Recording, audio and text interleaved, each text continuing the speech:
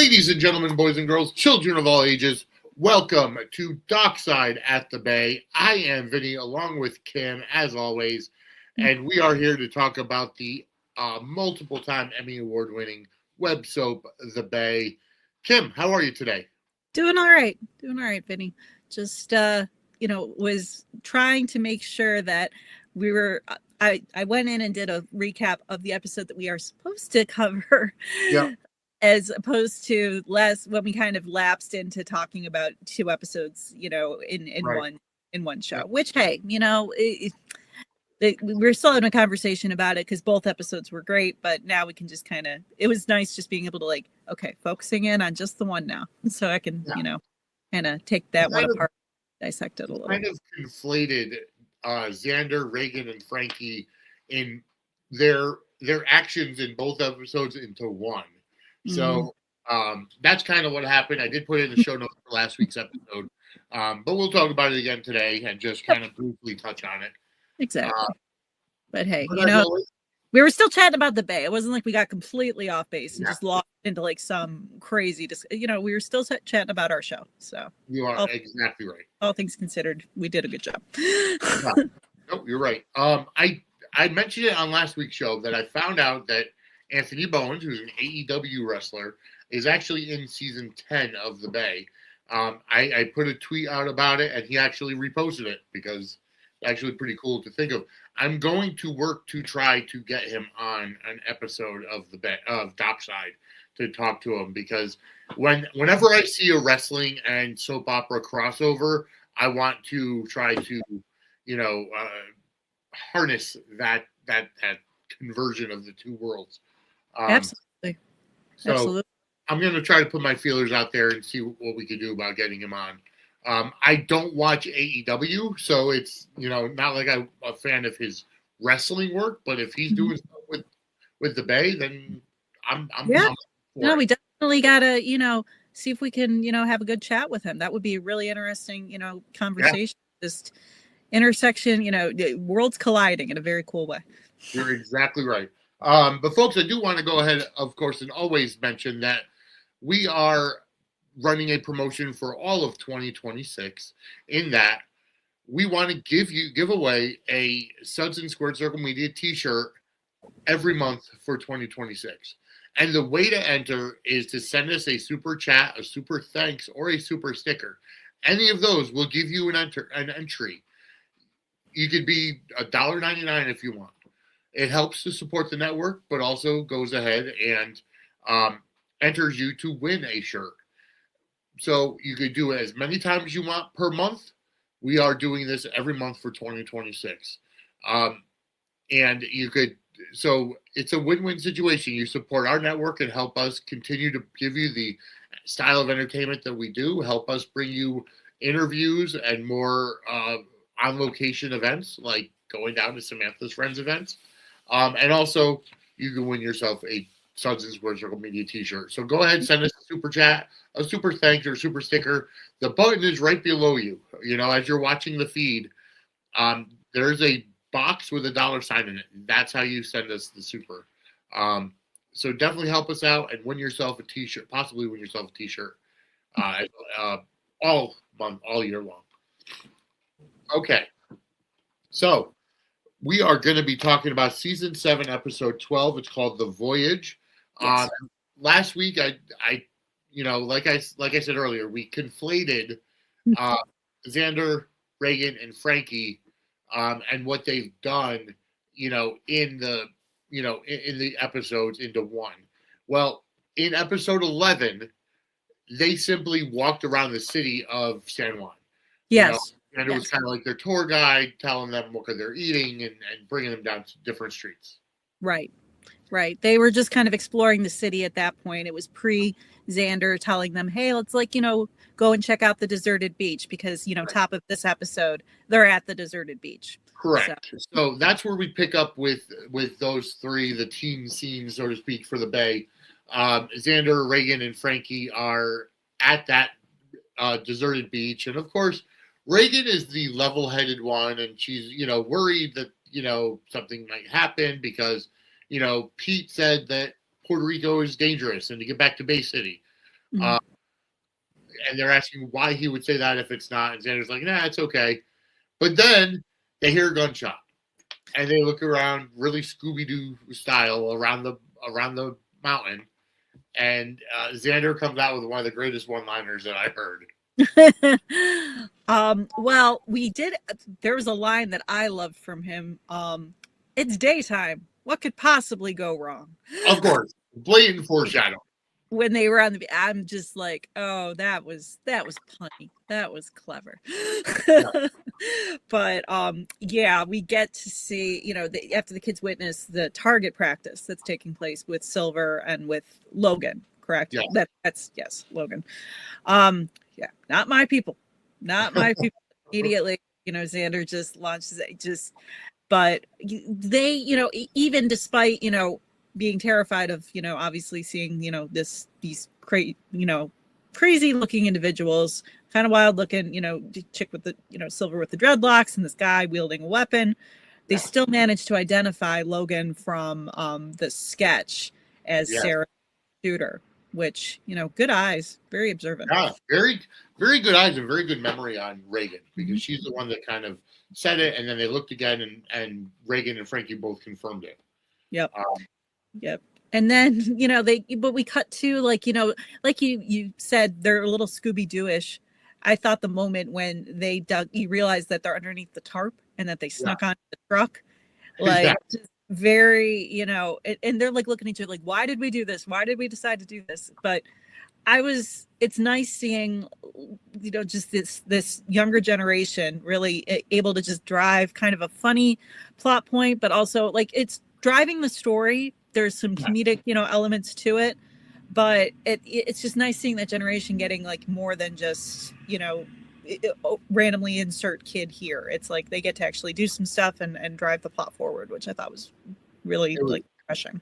Yeah, no, it was really, really good for that, because they did drive the plot forward, but also like they got the answer that everybody was looking for. So, they're under the tarp in the truck, and then the truck comes to a stop, and they get out, and then immediately they're met with a guy wielding a gun ready to shoot them. Yeah, like it really, the action doesn't let up. And you got poor Xander just immediately, trying to communicate with this man and just telling him like, easy cowboy, easy. We're not here to hurt, do anything. We were in the wrong spot, and trying to protect the girls. I mean, Xander in hero mode. You go, kid. He did a great job. Yeah, just saying, oh, we're just playing around, no harm. And it's a good thing he spoke Spanish, because I guarantee you, if it was just Reagan and Frankie and they only spoke English, they would have been killed.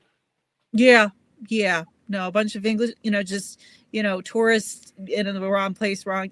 That compound is pretty heavily guarded, thanks to Adam and his goons and his whole situation, and he would not want just some kids wandering in and screwing everything up. So yeah, that would have been a very, very scary situation, but the kids managed to escape. Again, kind of Scooby-Doo-ish, just like, cut and run and get out of there, get out of harm's way. And we were treated to, though, a lot of really great scenes with Uncle Pete. Yes, we were. And that's where they head off to. They run back to that deserted beach. Luckily, they kind of remembered where they went and the directions they took while they were in the tarp. And they were close enough to when they were on the beach too. Once they returned to it, they just they start beating on, just hitting at Xander, just being like, "What are you doing? Like, why did we do this? What were you thinking?" And then Frankie was still in like the mode like, "I'm gonna kill him," and then Reagan was just like, "Wait until after we get out of here. Wait until after." Like even in kind of a dramatic, scary moment, they still managed to bring in a little humor, a little fun in that, and great.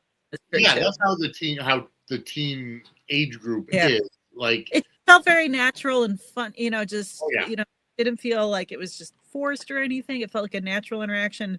They got a good rapport. Just the actors, like the kids and everything like that. It worked. I thought the scenes worked really well. When on the beach, and then when they eventually do get to the police station and just kind of relay everything that they saw to Pete and all the adults in the room. Right. and they're all like, impressed for good reason. I mean, these kids, found a huge break in the case for them. Oh yeah. Which, And before we get to how they, let Pete and everybody know about what happened, I do want to take a moment and just address, just give RJ some kudos because, for as young as he is, because we see the scene where Pete's talking to Cordero and, Caleb is kind of sitting on the bench, he's getting the flashbacks of what's happened at their wedding. Yeah. Correct me if I'm wrong. Was that the first time that we saw that sequence from the shooting? In that black and white moment, like them like hiding under the table and like ducking with like the drinks. I believe so. I think the first time we saw like that clip, which just made it all more just eerie and disturbing because it was such a quick sequence of like, them showing like the New Year's episode. I felt like that was just something, different, but very chilling to watch. Oh, absolutely. Completely chilling. And it just kind of puts you into the mindset, into the feelings of Caleb, because he was just remembering his wedding. I mean, recently, we have to keep that in mind. This is all like so fresh. It happened just like a week ago. And he's obviously just reliving it in that moment, and it was just so heart-wrenching to see it. But you just have him so bereft, and then you have RJ though, who, in all of his, he's like just so reassuring and sweet, and just very supportive in that moment to Caleb. And he does tell Caleb, like, listen, Daniel's not going to go down without a fight. Right. Like, know that, and he's just there, and he sits down, he puts his arm around him. He's just very comforting. And, I have to say the RJ character has, I want to say the RJ character has more depth and layers to it than almost anybody else on the show. And it's because we've seen so many different characteristics from him, whether it's from, the activists of Black Lives Matter or, as a nurse showing empathy to, the patients that he helps, to now wanting to be there for his family. And then, the flirtatious side. And then now just, he's all in. It's really nice to see him fleshed out, given the fact that, because obviously, Marley's his mother, and Marley was like, pretty, prominent character, but factored out of the show fairly. I mean, she was very early on. And when we see RJ, I mean, he's a little guy, but he was like right in the action from the very beginning. Yeah. And obviously, soap opera rapid aging, they bump up his age and they make him, full blown. But, keeping that character on canvas just to show like that, the Garrett connection through Marley and, just in with his father as well, keeping that history sense in place and just showing the different facets of this character and just really kind of, letting him show his Garrett side, show his, different. They've done a great job, and the actor who plays him does like a really good job. It's just that translating, we still see him in kind of like that kid sort of younger sort of mode, but also just knowing like, I got to step it up and be there for the family. And at the end of the day, that he's going to be there for his family and everything. And it's a very fleshed out, layered character. And it's really nice. It really is. And I'm really excited to continue to see, like, we know that Pete is the lead character, the main hero of the show. But I like seeing the evolution of a character like RJ from this kid that comes back, doesn't really feel his place in the world, or because he's black, it's, a different, or he's mixed race, but, he's darker skinned. So they had to go there with the BLM. And then, and having, with the family struggles too, because, he is a Garrett at the end of the day. He does have a certain amount of privilege, and, but he has like goals and plans, and obviously, staying in the medical field and things like that. It's just, there's a lot to the guy. And it's really just, seeing that development and seeing him just kind of in that sort of role that Daniel was playing in previous seasons with Pete, where he's kind of like his go-to guy and helping him out and working through, on the big adventure. It's nice that he was kind of put into that position. Yes, absolutely. All right, so before we get to the kids actually getting to the adults to give them their tip and their news, Right. I do want to let everybody know that Suds and Squared Circle Media is an official affiliate of WWE Shop. So if you want some great merch and to help the show out and help support us, I can tell you exactly where to go.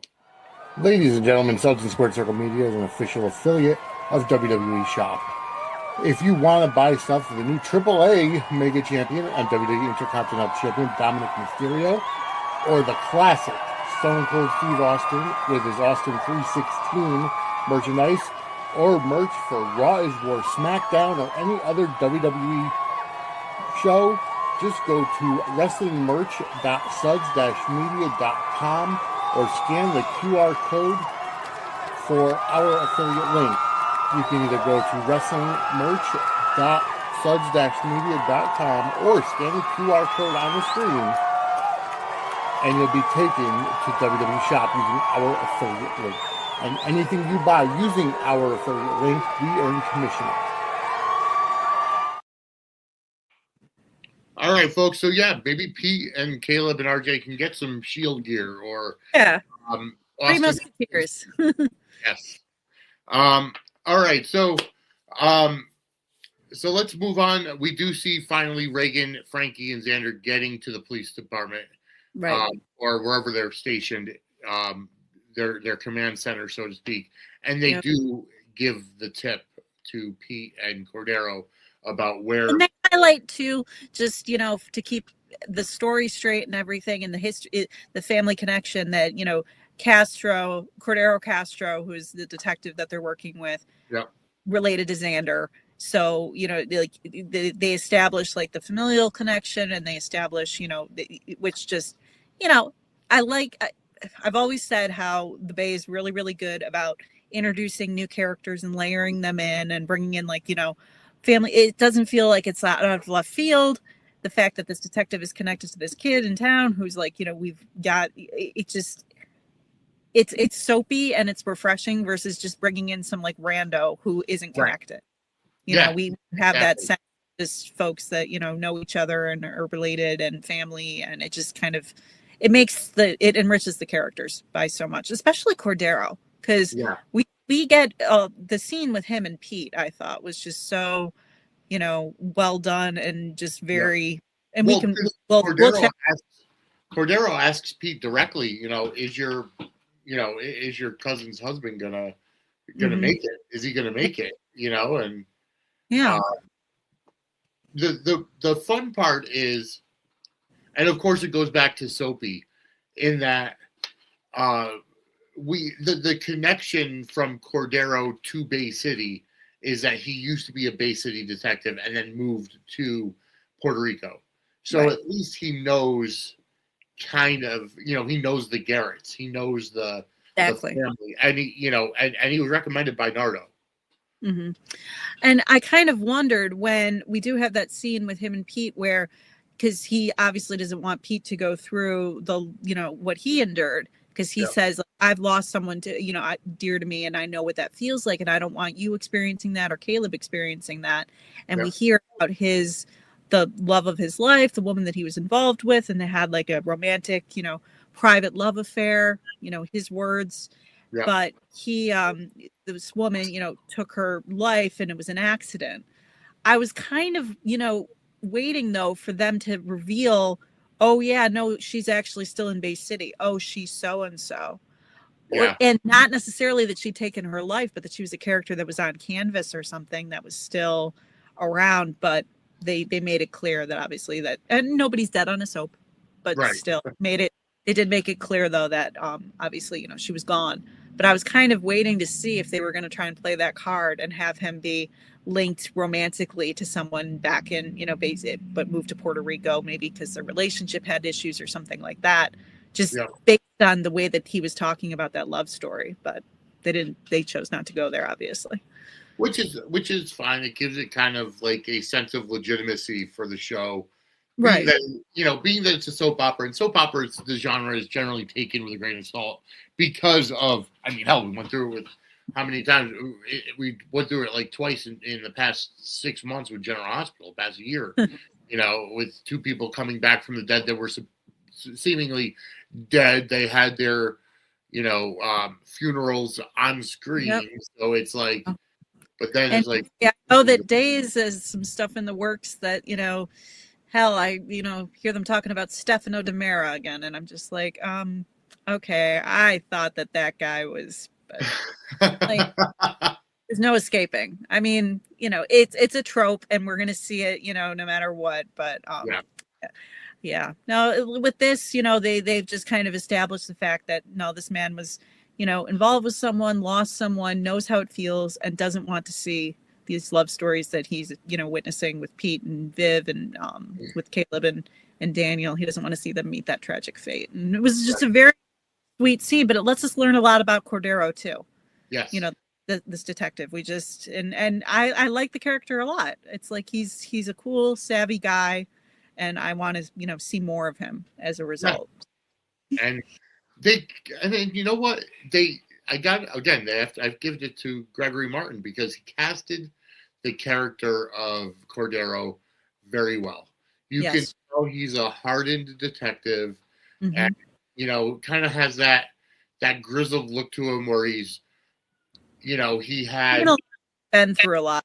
Yeah, he'd been through a lot. He was doing a lot in Bay City. Ended up going to Paradise, to a lesser known crime area, just to kind of relax a little bit. Like Ardo started a little bit because he comes back into the picture really, with Sarah's trial and everything like that, and we kind of learned a little bit more about his. It was kind of reminding me of that a little bit, just kind of a seamless introduction, and just it worked. It worked really well, and those were some really good scenes, with him and with Pete, and him just trying to like reassure him, like, we're doing everything we can. We're gonna track down like every lead and follow up on this and make sure that everything is going to be okay. And then we get to see, Pete kind of translate, his worry into, being protective of his nieces and protective of his family, which also really, really great scenes. Yeah. Oh, absolutely. I mean, if Pete's not anything, if Pete is anything, he's loyal for his family and protective over his family. Yep. And he's now got the ammunition to go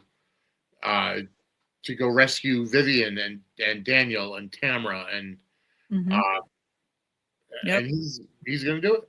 Yeah, he's in it, and he just kept on stressing though to Reagan and to just the girls, just sure, and Xander, just, you guys gotta make sure that the cop stays with you, make sure that you're staying safe. I really appreciate everything you've done, but at the end of the day, he knows that they need to be protected and looked after, despite but I him saying just how brave they were and established, like, because they were. I mean, those kids those meddlesome. Absolutely.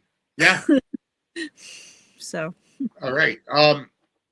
So I'm gonna take a quick detour over to Adam's camp, because we do get that really great scene where Adam goes into the the cell, so to speak, that Daniel is being held, and Daniel's just sitting there, naked, looking all disheveled, but in his tux that he was forced into wearing, forced into. Oh, that's right. He was in his tux. Yeah. Yeah. But we see, obviously we see Adam, all decked out in his, little, all ready for the big day and all of this, and his having to remind Daniel that they're cousins too. Yeah. Because technically they are, but just again with the unsettling just vibes that you get from Adam, just very, and again, I have to give it to Christos for being able to portray both the characters that are such completely opposite of each other.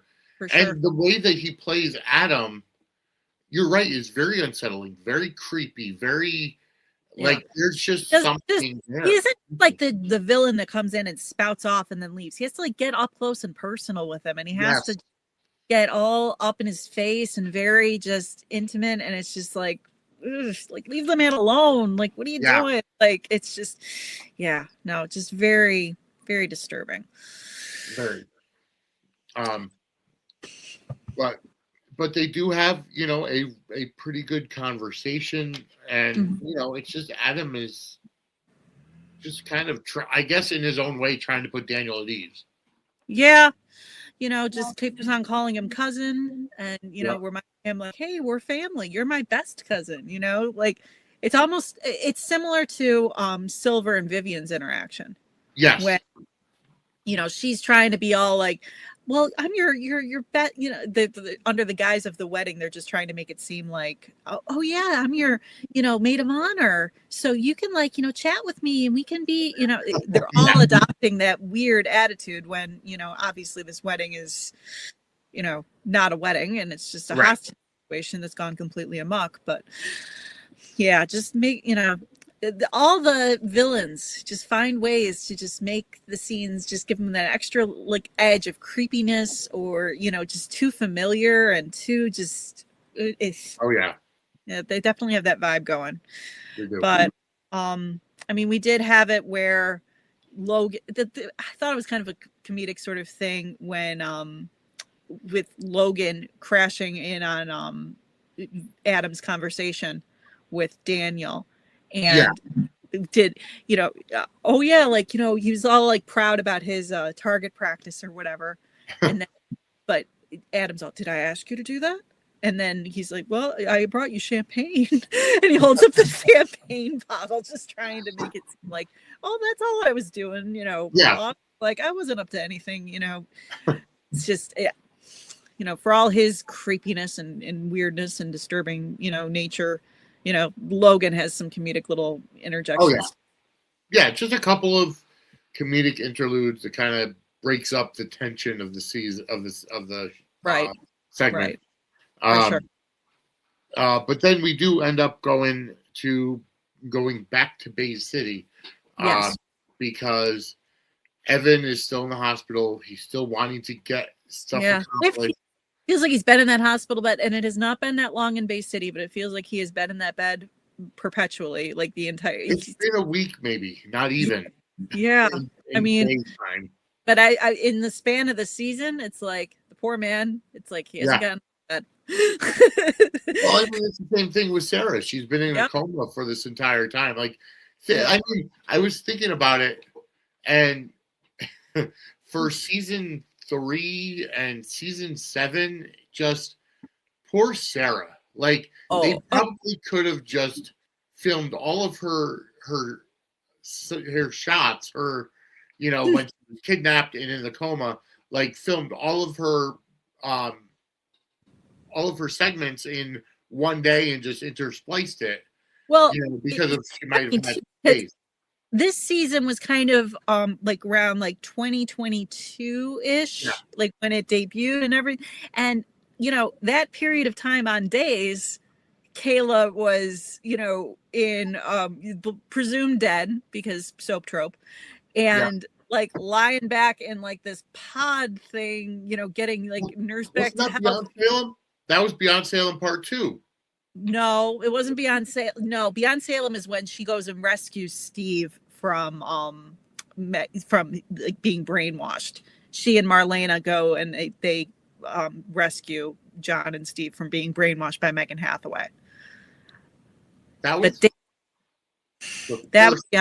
Beyond Salem, right? I think it was second season. Well, the second season is when Steve Burton arrived. Right. Yes. And that kind of sprung the whole, like, you know, Hope coming into the mix as well. She was there. Yeah. But we had Kayla presumed, you know, Kayla, Marlena, and Kate all presumed. Right. Yeah. And what I was trying to just get to was, I feel like Mary Beth Evans just was spending a lot of time just like, okay, I'm just going to be kicking back in a hospital bed, you know, comatose on, you know, dual roles doing kind of the same thing where she was basically like, hospitalized near death. It's like that was just that was 2022 for her, I guess. Yeah, talk about an easy paycheck. But it was funny how like both those characters kind of at the same time were just in, states of limbo, seeing heaven, seeing weird stuff on the other side. It was kind of funny that was a parallel kind of thing that was happening. But Sarah was, obviously still kind of in the hospital and obviously, but Evan is too. And Evan is frustrated and just very, trying to get information from Nardo about the case. Understand wants to know what's going on. And Nardo is kind of keeping him at arm's length. Mm-hmm. I mean, he's the DA, but he also has to get better. Like, right. I understand he's concerned and worried about Tamara, but he has to heal. Exactly. Yeah, he can't do anything if he keeps on like purposely like trying to get out of bed and then falling out of bed. If anything, you're just aggravating that poor shoulder. Yep. You really gotta, come on, nurse that wing back to health. Yeah, you're not kidding. But he is kind of, held at arm's length though by Nardo. Nardo doesn't he says, oh yeah, young eyewitnesses, but doesn't mention who they are. Yeah. Doesn't say that they got like an accurate account. He keeps it very minimal, the information that he's getting. And Evan calls him on it. He's just, you're blocking me. And then what was his Nardo's like, dude, I'm not blocking you or something like that. I know he called him dude at one point, and it just made me happy. Yeah. Inez, I love that man. Oh yeah, absolutely. But and right as though he's trying to like, get more information out of Nardo, but then the phone, he just stops talking because he gets some guests that show up at his door at the very, very end. Yeah. And those guests are Dre and Hannah. Yes. And it was just like a sweet, I want to see where they're going to go with it because it almost seems like there's going to be some type of a triangle between Tamara, Dre, and Evan. Oh, definitely. It's definitely setting up for that because, you've got Tam. He doesn't know, like, what, she's, the Puerto Rico thing, but God knows, like, what's happening to her at this point and that he can't do anything to, But on the other hand, this is his daughter who, he has a chance to, it's definitely teeing up to a triangle. Oh, yeah. Exactly. But a lot of soapy drama. But a lot of soapy drama, absolutely. And I mean, that's pretty much it. Was there anything else that we missed? I don't think so. I think we covered everything, and we covered just the one episode. Yeah, exactly. Our job. So, but yeah, and folks, thank you so much for tuning in. We are recording it on February 4th. This will air on February 12th. Yes.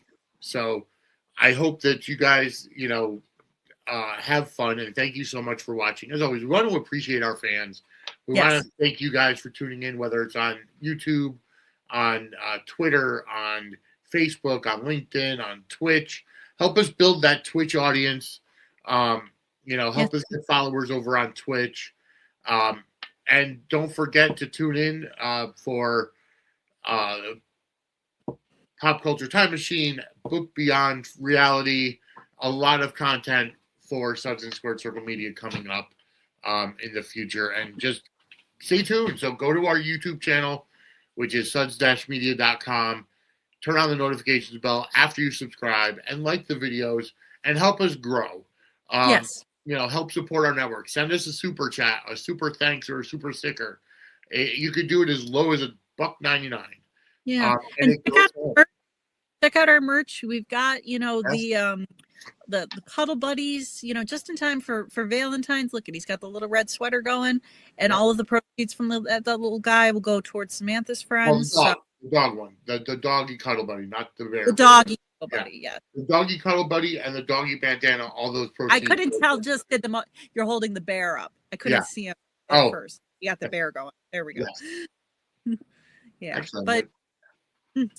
But definitely, check out the merch and check out, just to show some love and show some support and for, us so we can keep on showing support for our awesome soap.